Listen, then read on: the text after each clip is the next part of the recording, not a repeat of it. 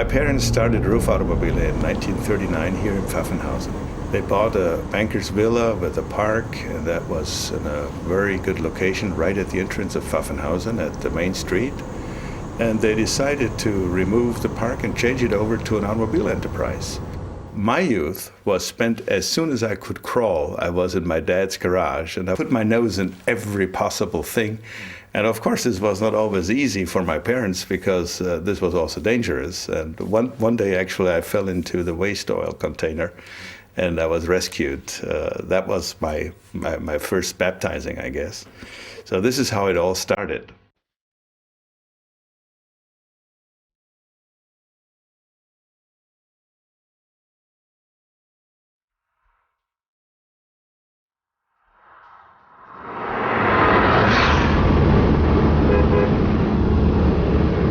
Ruf and Porsche started in the year 1963. My father had his own bus. It was a tour bus, and he was driving on a Sunday afternoon, and he was passed by a Porsche 356. And as the car was passing my dad, the driver lost control over the car, and he was going all over the road, and finally he made it to the ditch and rolled over the car 2 times, and my dad stopped and looked after the driver. He was okay, apparently. He had a couple of cuts from the glass, and my father spoke a couple of comforting words to him and brought him to the hospital, had him checked out, and told him, "Don't worry about the car. I will take care of the car. Just look after yourself, and we will speak on the telephone." And a week later, my dad buys the salvage. He bought the broken car that was beat up all over, and he fixed it and brought it back in brand new condition. Of course, I was involved, and my older brother at that time. We were all enthusiastic. This is when the enthusiasm for the Porsche automobile actually started in our company. And we owned the car for a year. My dad drove it and fell in love with the Porsche. That was his actual first experience with a Porsche car. And then one day, something incredible happened. As we were driving in Munich on Leopoldstrasse in one of the main streets, and a young man knocks at the window, asks us to stop the car, and we're stopping, we're talking to this man, and he says, "I want to buy your car." And my dad and this young man, they go to a coffee shop, and we talk, and 1 hour later, the car was sold. We didn't actually take the car home anymore. He bought it on the spot. He had the cash money. And my dad said, "I can't believe it. I never sold a car like that before." And we actually made money, and we had it for a whole year. So this was the best argument for me as a teenager to motivate my dad to continue to do the next project. And this is what happened.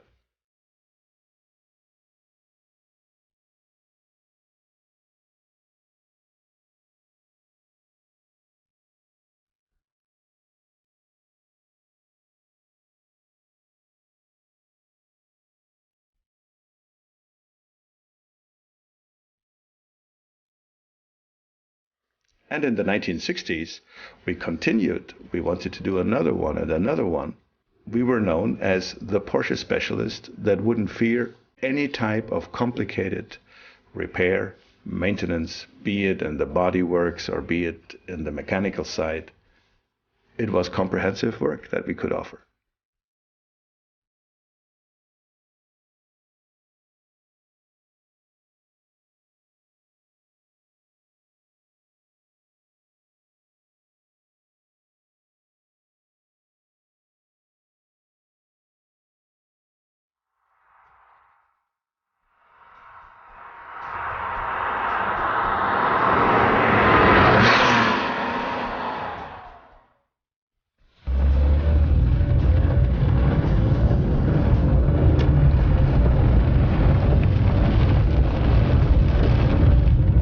My first encounter with the Porsche 911 was in 1964 in the early springtime. My dad and I, we were on the Autobahn, and we were on the way to a fair, and I'll never forget that. And here comes this car flying by us. We were probably doing 50 miles per hour, and that car must have been doing at least 100 miles. And water was splashing over our windscreen. The windshield wiper couldn't clean the windscreen anymore. And I heard this sound, this incredible sound of that car.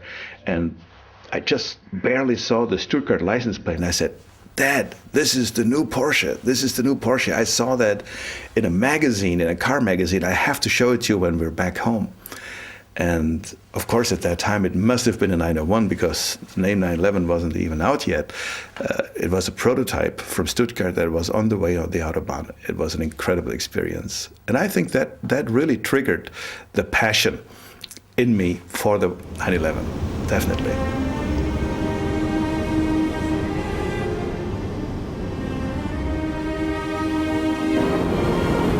Driving an early 911 is an experience by its own. You drive this car, you feel how light it is, how light-footed. You know, it's 1,000 kilos. Today we're driving 1,600, and the 500 horsepower that we use today feel different to the 130 we drove at that time, because the extra weight, the 60% more weight, is not really compensated by the extra horsepower, because there is no compensation for extra weight. There's nothing better than saving weight in an automobile. So this really is the feel like you are riding on a feather. It's fantastic. It's very difficult to describe. I also describe it as I'm driving my own pants here. And this is the way I feel when I drive this car on the curvy, narrow roads around our neighborhood, because it gives you this feeling of lightness.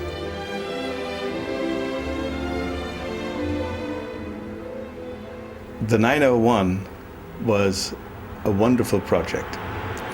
I found this car probably 20 years ago, and I found it in Auto Trader in the United States by accident. As I was just going through the pages, I saw that there's an early 911 for sale. And I called, I wanted to know more about it, and they told me the chassis number 300037. Then I thought, gosh, if I'm not wrong, this got to be one of the real early series cars. And as I was double checking, sure enough, I found out it was number 37. And not only that, it was a 901. It was a serial production car of the very first production run in late '64. That happened just before the story happened with Porsche and Peugeot. We all know this story. And so I thought, this is a precious car. This is a car that is worthwhile collecting, even though it was in the worst possible condition. It was a big, big rust bucket. I kept it in my storage for all the years, and now in conjunction with another car, with a donor car that we needed just to make one car out of two. It was a major undertaking, but we did it in 8 months, and thanks to Hans Lampert, who really fell in love with this project, we were able to put this car together in such a short time for the 40th anniversary of the 911.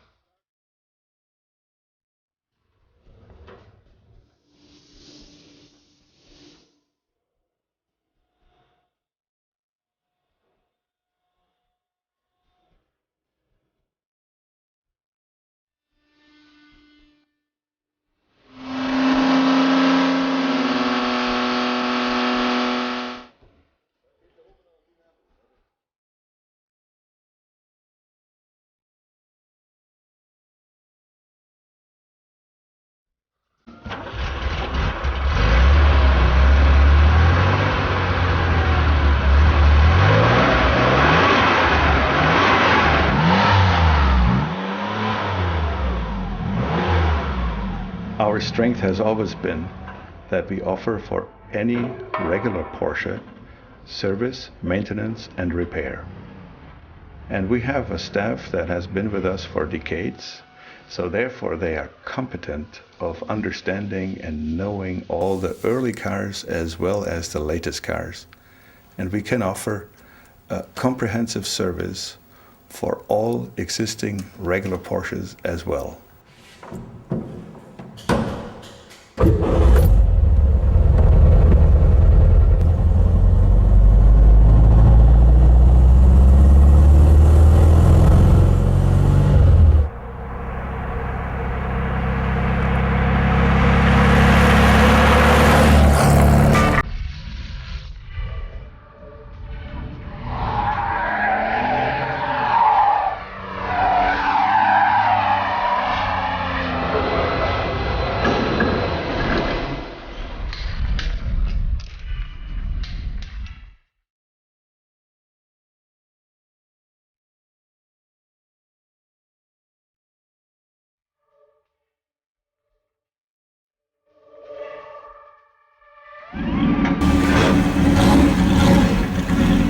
The 550 Spider here is a perfect example of a full restoration that we undertook with this car, from the aluminum body to every bit and piece and details. And it's today a real showcase of a car. And it's in very good hands of a collector who loves those early Porsche race cars.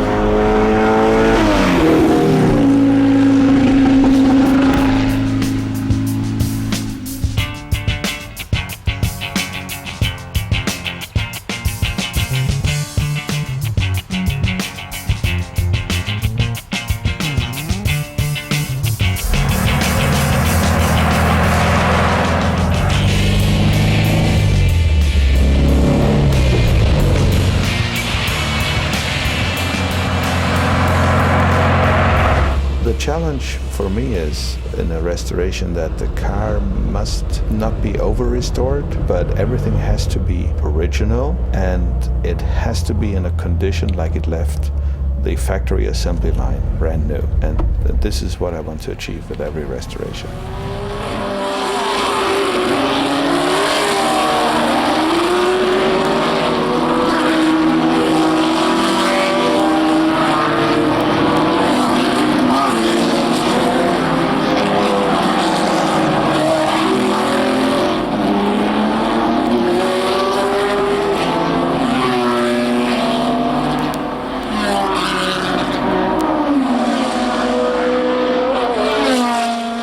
Motorsport was something that had a fascination. Motorsport was something that attracted me. I wanted to go to all the races. Well, those I could actually visit easily from here. And I wouldn't go if there wasn't a Porsche. And my time was the beginning of the 904s, when the 904s were out on the track.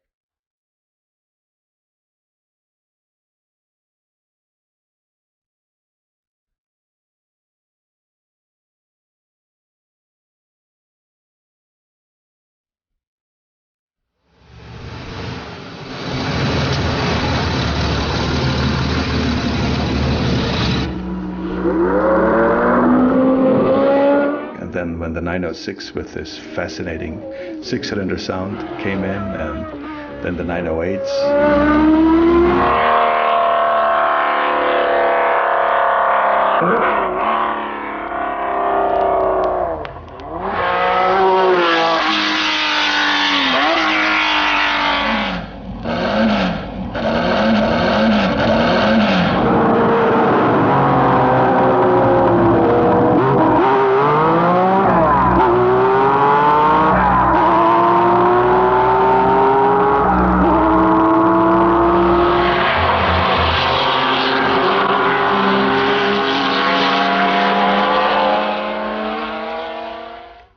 When I look at this car, the 917, that was heaven on earth. The sound of this 12-cylinder engine, this is something so special, it goes under your skin. And the movie Le Mans by Steve McQueen, to me, I knew every sequence. This movie was everything to me at that time, and it still is. And to me, it was very clear, I just had to be part of this dream. I had to be in this world. Somehow or one way I had to be there.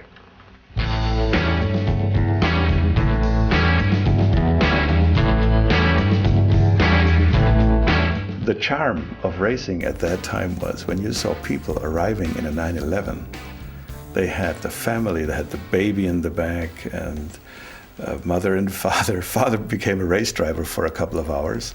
The car was jacked up. They put on different wheels, the racing wheels. They put on different exhaust tips, and then they went racing. And afterwards, if they didn't smash the car, they drove it home again. And that was racing of that time. And this was, to me, the charm of racing at that time. This was something very special. And you could do that in a 911. With the continuing growth of the business, we decided in the 1970s, in the late 70s actually, to make a further addition to the existing building that my parents built. And what we did, we found a building, a used building that we disassembled, and we moved it to our premises, and we reconstructed the building completely. And the best part is that our own staff did this whole job. Everybody for a while was a masoneer, a construction worker, a plumber, a tile layer, anything you can imagine. And this building is very attached to us because it's our own building that we built with our own manpower.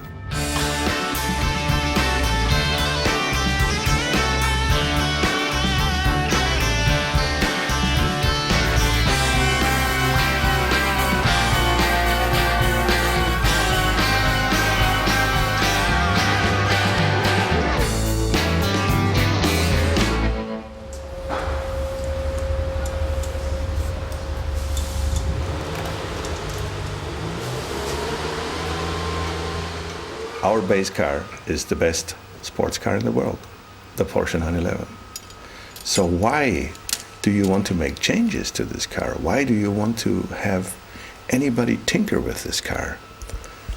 It is very simple. There are people out there, they feel the same way as I feel. They're looking for more Porsche. They're looking for more individual satisfaction when they get their car. And we have set all the examples over the years of what could be done more to the Porsche 911, and it has been well accepted.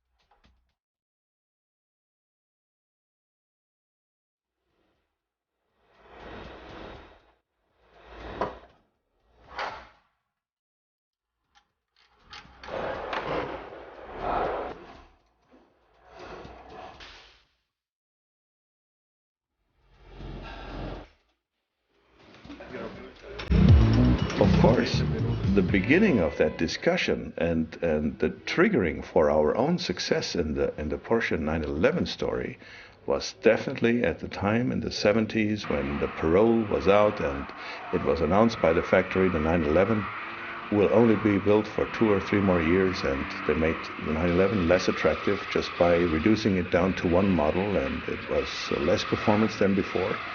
So that was the chance for us to do more with the 911, and we're still doing it today.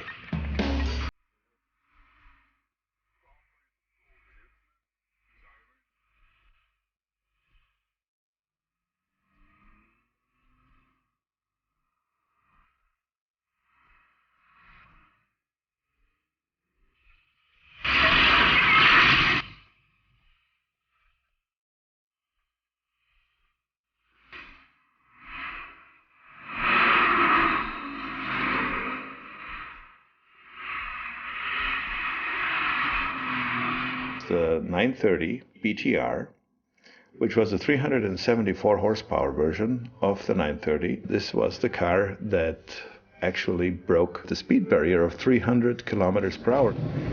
And we were invited the first time from Road & Track for a high-speed contest in northern Germany. And Phil Hill was driving and Paul Frere was driving, and they ended up with this fantastic speed of 306.4 kilometers per hour. And nobody would have believed that this normal 911 would be the winner against all these super exotic cars. In 1987, we followed another invitation of Road & Track.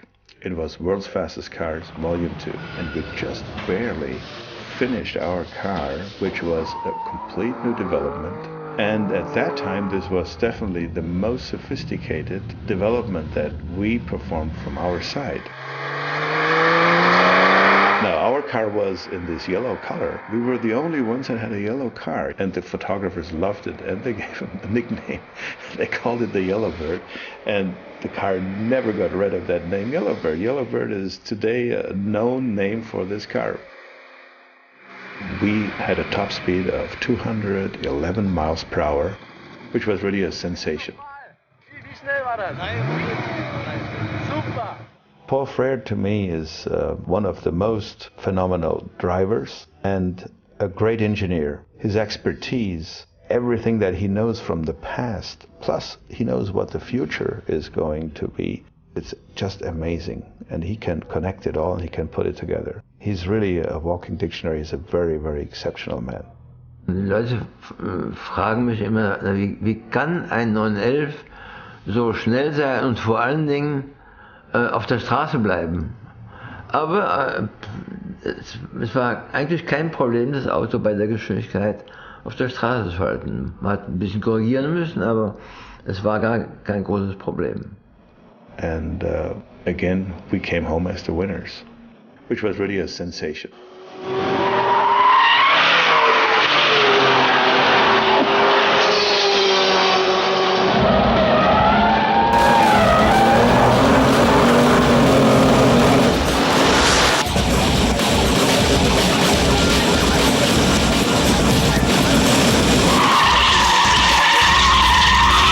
So this was the story of the CTR, and that was the milestone that put us on the world map. Suddenly, the press people came from any place in the world, and they wanted to know about this car, and they wanted to test it, and they wanted to write a story. And this was the landmark #1 for Ruf Automobile.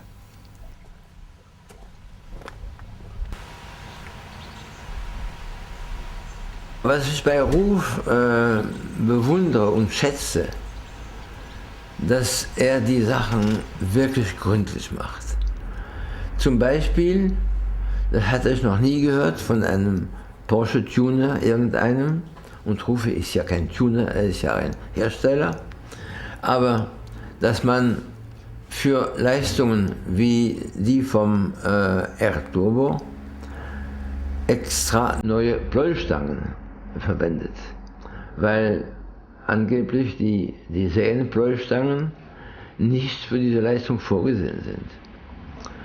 Und alles wird also mit der gleichen Methode und mit der gleichen Akribie geprüft und, wenn nötig, geändert. Und seine Werkstatt ist ein richtiges Beispiel einer Idealwerkstatt.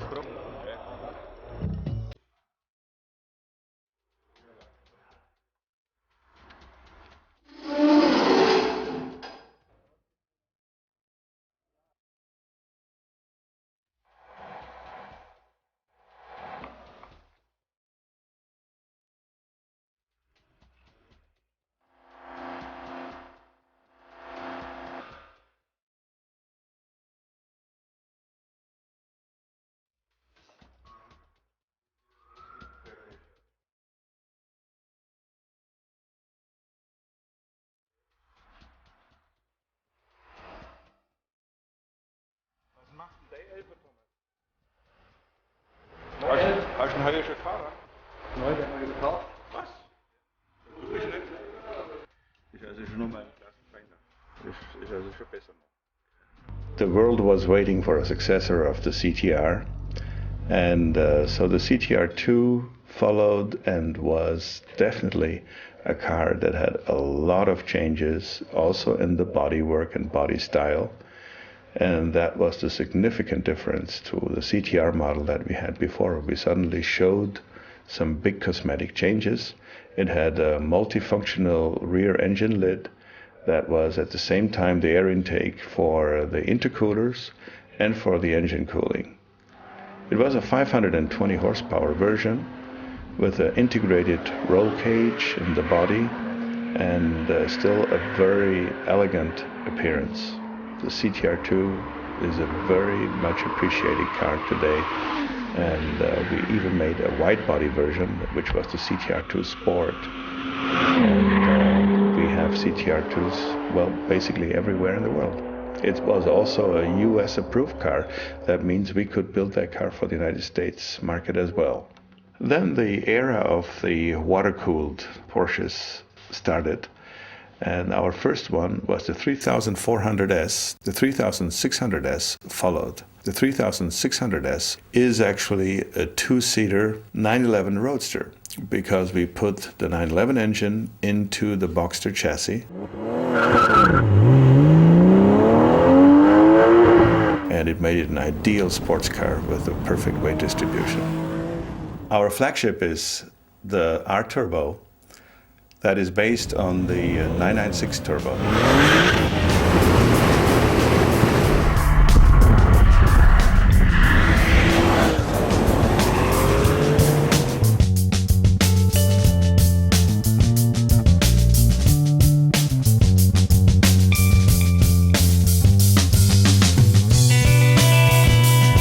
We offer it as a 520, 550, and a 590 horsepower version.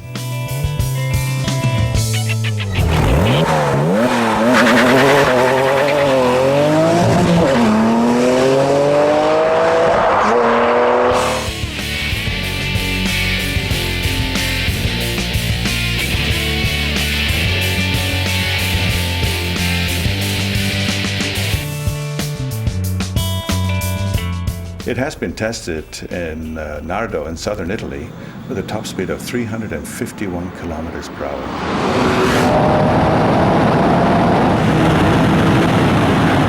This is the fastest a street 911 has ever driven.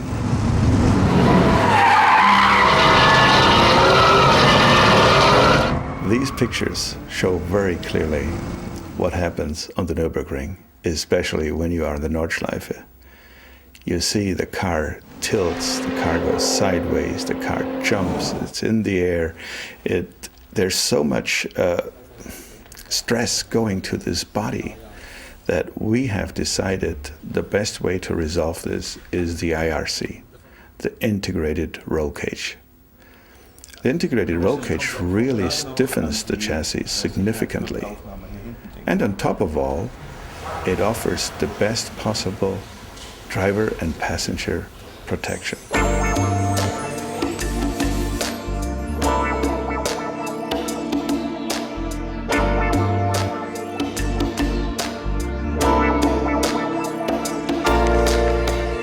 And the successor is ready to be launched, the 997-based RT12. RT12 stands for the 12th generation of Ruf Turbo. It is available as a 530, a 560, and a 650 horsepower version with a 3.8 liter engine.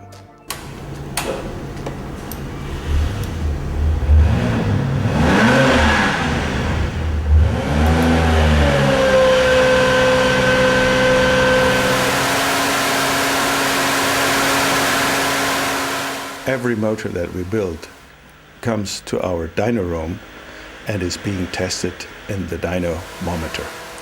And we want to make sure that all the functions are there and that the performance figures are correct.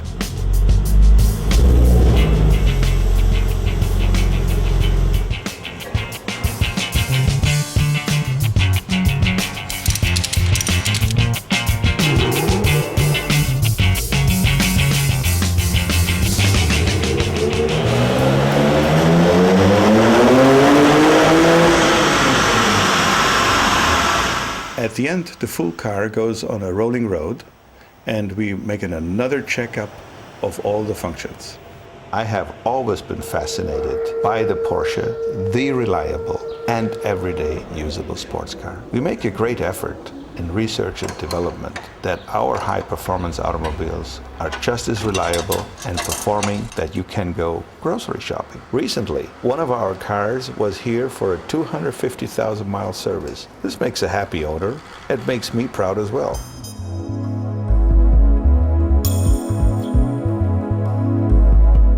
My philosophy is car and driver must be like hand in glove. They have to be the perfect team.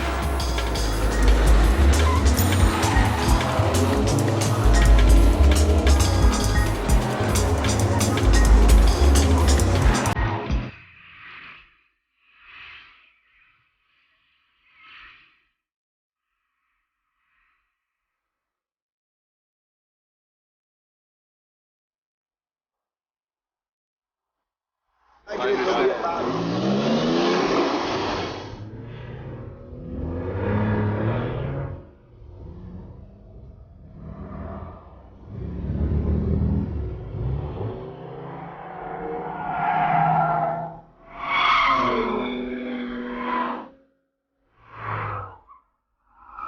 a manufacturer of high-performance cars, we feel responsible to offer a special driver's training service. This service starts from the beginners all the way to the advanced drivers to individual coaching that we offer in all kinds of circuits, be it in Germany, in Austria, in the United States, or even in Japan. We are offering this service since 1979.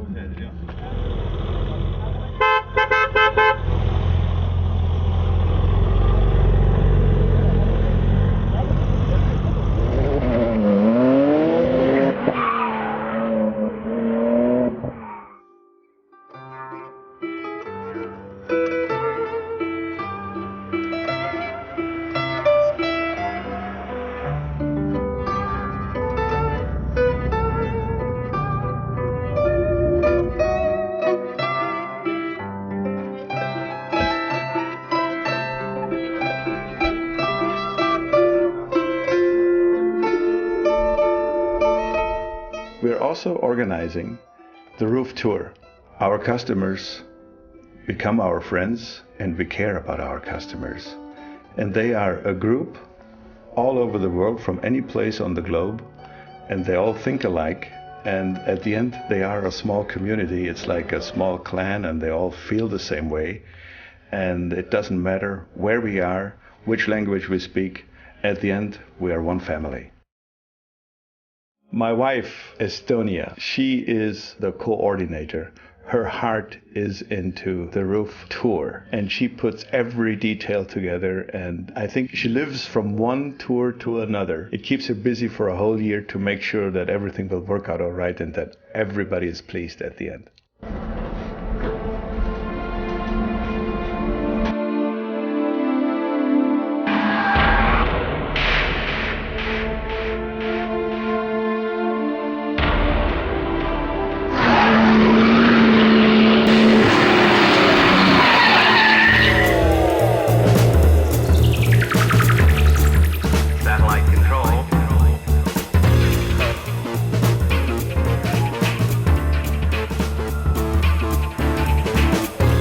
Since we had the CTR series cars, the world expects from us to come with a successor. And the automotive world is in a big competition. All the big companies are also bringing supercars. So we had to make a decision to go to this new territory of designing our own chassis. And we're going to have our own silhouette this time. It will be a mid-engine sports car, but a super sports car that can compete with all the other cars that are coming out or those that are out already.